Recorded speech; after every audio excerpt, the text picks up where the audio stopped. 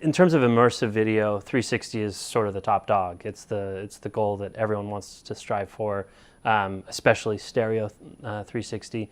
But there's a lot of limitations in stereo 360 that that sort of get in the way of the creation of the content.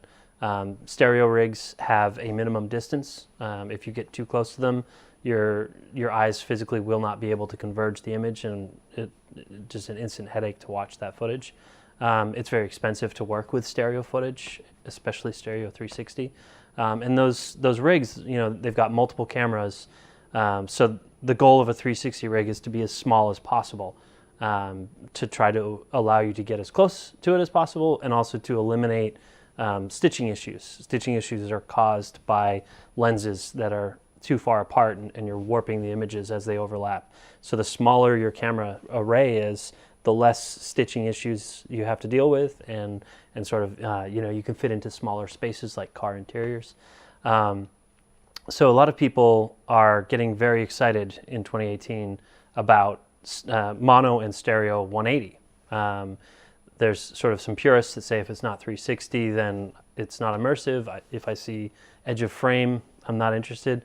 But YouTube and Facebook know where people are looking, and I'll tell you right now, most people, even in a full 360 video, they're staying inside of a 120. Some of them are staying even smaller. So you're filming all of this content that people are not watching, and sort of you're spending so much time, effort, and money to film on GoPros and other tiny little cameras, and spend tens or hundreds of thousands of dollars cleaning up seams. So Stereo 180 is sort of this very interesting kind of, we'll call it a compromise, but it's got its advantages over 360. There's no stitching. You have two cameras, because you don't have to try to fit it into as small a ball as possible. You can use higher quality cameras, higher quality lenses. The crew can stand behind the camera. You can have lights. You can have a director dealing directly with actors. You can have sound. You can use shotgun mics. So a lot of sort of the things that hamper creating good 360 video, or at least affordable 360 video, disappear in Stereo 180. The compromise is obviously it's not a full 360 sphere, but as I said, most people are not looking in the full 360 sphere.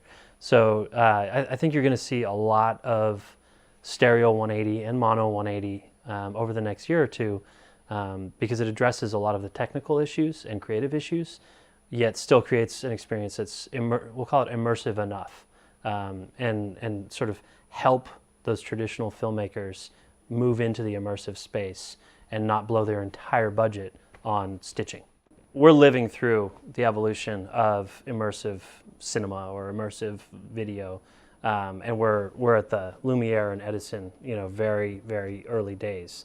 The video that's being shot is predominantly monoscopic 360. Stereoscopic exists, but tends to be pretty expensive and difficult to work with and repair. There's going to be a big push in 2018 for stereoscopic 180, which is more like being in a big IMAX dome than in a full 360.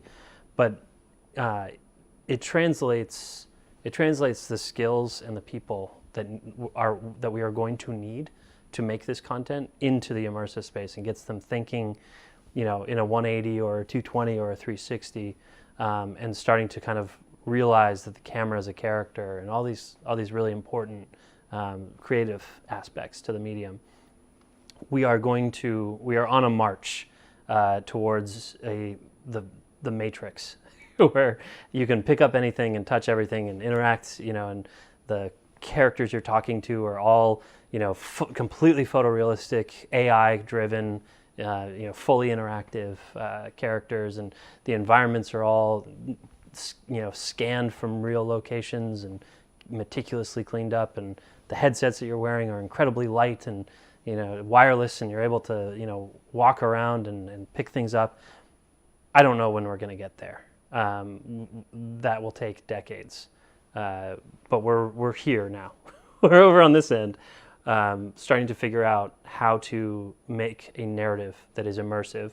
We're starting to dip toes into making narratives that are interactive, but that interactivity is extraordinarily primitive right now. It's hotspot navigation, or very, very, very rudimentary, simple things. But that work is necessary to get over here, and we're all moving together and trying to get there.